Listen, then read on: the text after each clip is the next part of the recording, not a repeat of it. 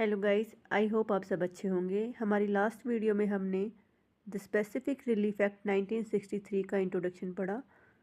अब हम इसको सेक्शन वाइज समझ लेते हैं हमारे बियर एक्ट से। इसको स्टार्ट करने से पहले हम इसके इंट्रो पे एक दो चीज़ें डिस्कस कर लेते हैं जो कि हमने शायद हमारे लास्ट वीडियो में की भी होंगी। तो जो द स्पेसिफिक रिलीफ एक्ट है, पहला क्वेश्चन तो ये आता है कि ये सब्सटेंटिव लॉ है या प्रोसीजरल लॉ है। तो इस अगर पूछा जाए आपसे कि स्पेसिफिक रिलीफ एक्ट सब्सटेंटिव है या प्रोसीजरल है, तो लार्जली तो ये प्रोसीजरल लॉ है, ठीक है। बट सेक्शन 6 या कुछ ऐसे सेक्शन है जो आपको जिससे आपको लगेगा ये सब्सटेंटिव लॉ भी है। प्रोसीजरल लॉ मतलब ये कोज ऑफ एक्शन आपको प्रोवाइड नहीं करवाता, सिर्फ प्रोसीजर बताता है।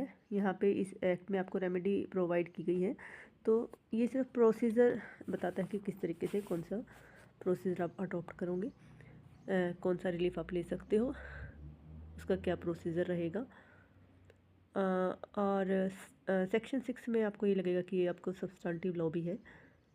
उसके बाद अगर ये पूछा जाए आपसे कि ये जो SRA है वो उसका इफ़ेक्ट जो है वो रेट्रोस्पेक्टिव इफ़ेक्ट है या नहीं, तो हाँ, इस एक्ट का रेट्रोस्पेक्टिव इफ़ेक्ट है, क्योंकि जब ये इनेक्ट हुआ उस टाइम में जो भी पेंडिंग केसेस थे तो उन पे ये अप्लाई किया गया था, तो हम कह सकते हैं इसका इफ़ेक्ट रेट्रोस्पेक्टिव है। एक और क्वेश्चन आता है, अराइज होता है, दैट इज़ कि जो स्पेसिफिक रिलीफ एक्ट है वो एग्जॉस्टिव लॉ है या नहीं।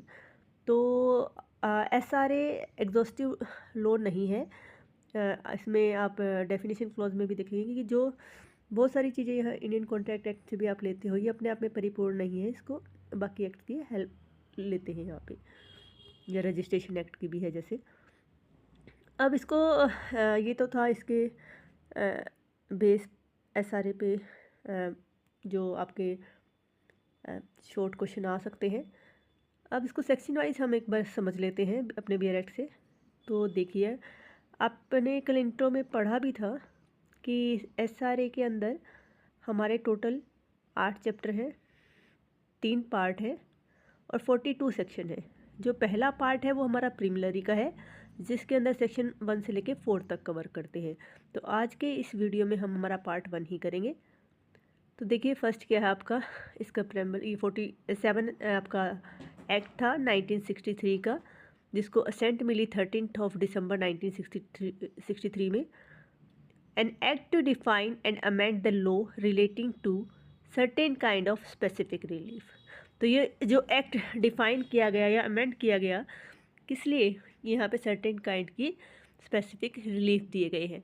B it enacted by parliament in the 14th year of the Republic of India. ये इनेक्ट कब हुआ, 14th ईयर ऑफ रिपब्लिक। अब इसमें नीचे दिया भी हुआ है, ये कम इनटू फोर्स आया आपका 1 मार्च 1964 को, और डेटेड 13 जनवरी 1964 को ये पब्लिश कर दिया गया था in the gazetted of India के अंदर। उसके बाद अब आपका पार्ट फर्स्ट की बात करें जो कि प्रीलिमिनरी है, इसमें सेक्शन फर्स्ट जो आपका है short title extend and commitment के बारे में। तो this act may be called the specific relief act 1963। Extend है ये ऑल ऑफ द इंडिया, ये होल ऑफ द इंडिया अभी है, पहले ये except the state of Jammu and Kashmir था, नीचे दिया भी हुआ आपका, omitted by the Jammu and Kashmir recognisation act 2019। तो 2019 के बाद ये ऑल ऑफ द इंडिया में एक्सटेंड है। उसके बाद थर्ड है, it shall come into force on such date, जो कि आपने दे रखी नीचे 1 मार्च 1964 को, एज द सेंट्रल गवर्नमेंट में by notification in the official gazette appointed. तो ये आपका शोर्ट टाइटल था, एक्सटेंड था और कमिटमेंट थी। उसके बाद डेफिनेशन की बात करें तो डेफिनेशन इसकी इतनी इंपॉर्टेंट नहीं है, फिर भी हम देख लेते हैं। इन this act unless the context otherwise require. First है आपकी ऑब्लिगेशन की। ऑब्लिगेशन का मतलब है इंक्लूड करता है ये every duty enforceable by law, वो हर एक ड्यूटी जो इन्फोर्सेबल बाय लॉ है वो सब आपके इंक्लूड हो जाएंगी ऑब्लिगेशन के अंदर। सेकंड है आपका settlement. Settlement means an instrument जो कि other than a will or codicil as defined by the Indian Succession Act 1925, इनको छोड़ के जो है whereby the destination or devolution of successive interest in movable or immovable property is disposed or of or in agreed to be disposed of। उसके बाद trust की है, trust has the same meaning जो section 3 में आपका Indian trust में दे रखा होगा 1882 के। उसके बाद trustee include every person holding property in trust, जो प्रॉपर्टी ट्रस्ट के अंदर जो होल्ड करता है उसको ट्रस्टी बोलोगी। और जो ई क्लोज है वो इम्पोर्टेंट है आपका, ये बोलता है कि all other word and expression used here in but not defined, जो भी वर्ड या एक्सप्रेशन जो यहाँ यूज़ है बट वो डिफाइन नहीं है यहाँ, and defined in the Indian contract act 1872, और जो कि इंडियन कॉन्ट्रैक्ट एक्ट 1872 में डिफाइन है, तो उनका meaning have this meaning respectively assign to them in that act. जो वहाँ पे वहाँ उनका मीनिंग दे रखा है वही सेम मीनिंग यहाँ पे होगा। तो उठा लिए वहाँ से मीनिंग, तो क्या रहा, एग्जॉस्टिव रहा नहीं है ना एग्जॉस्टिव लो, क्योंकि इसको इंडियन कॉन्ट्रैक्ट एक्ट की हेल्प पड़ गई जरूरत। उसके बाद थर्ड है आपका सेविंग, ये बहुत इंपॉर्टेंट है आपका, except as otherwise provided herein nothing in this act shall be deemed. First है a to deprive any person of any right to relief other than specific performance which he may have under any contract. यानी कि जो ये आपका specific relief act है ये एक additional आपके पास रिलीफ है, ये सब्सटेंटिव नहीं है, सॉरी सब्सटीट्यूटेड नहीं है कि मान लो जो इंडियन कॉन्ट्रैक्ट एक्ट में या कहीं भी आपको कोई रिलीफ था तो वो आपके पास रहेगा, ऐसा नहीं है कि ये आ गया तो वो आपका ख़त्म हो गया, वो तो आपका रहेगा, ये एडिशनली आपको एक रिलीफ मिला है, ठीक है। उसके बाद है to affect the operation of the Indian registration act 1908 on documents, और जो डॉक्यूमेंट्स में जो इंडियन रजिस्ट्रेशन एक्ट 1908 का इफेक्ट है वो भी रहेगा। ऐसा नहीं है कि इंडियन रजिस्ट्रेशन एक्ट में जो दे रखे हैं उनको इफ़ेक्ट करेगा ये स्पेसिफिक रिलीफ एक्ट।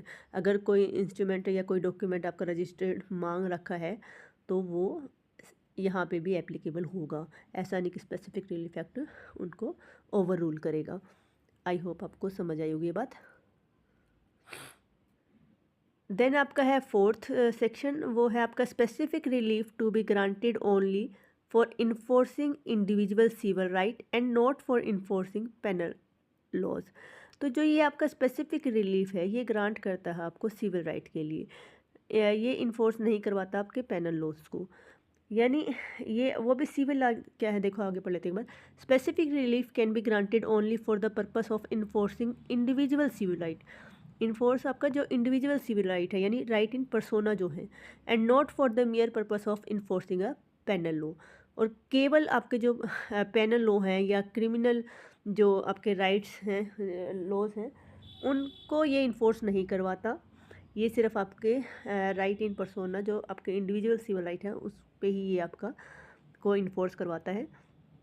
अब ऐसा नहीं है कि अगर मान लो कभी ऐसा है कि सिविल और क्रिमिनल दोनों ही इस तरीके से जुड़े हुए हैं कि तो उस केस में आपकी ये सिविल राइट ऐसा नहीं कि उसमें अगर पैनल इंक्लूड है तो ये उसको नहीं इन्फोर्स करवाएगा, ये अपने सिविल को करवाएगा।